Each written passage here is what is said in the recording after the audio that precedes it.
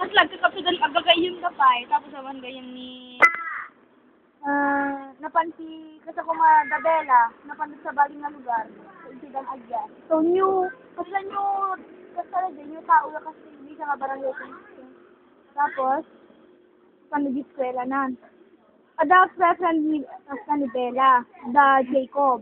Basta ang kitang bilhin si Harry Potter, Wolf si Suda. Di ba Wolf kan ba ng vampire? Tara. Sa tao dun si Papan is school ni Bella. Ada na kilala ng mga friends. Kasi nakita na din yung parang Edward. Mas nagnagwapo ni Edward. My God. Tapos, ada si electric fan. Nagdapat niya si Edward kasi maangod na di blood ni Bella. Katamos ang pagtagaw ni Bella kung paano na siya. Kung kasama mo na nabangsi, tagay mong angod ng di blood na. Tapos, the whole plastic tibigan ni Edward ni Kasta. Ni Bella. Isisipan na nung kasama naman nakagat ko na. Isisipan na nung kasama makagat ni Bella, ano naman din na nakaya. Tapos, pili ko.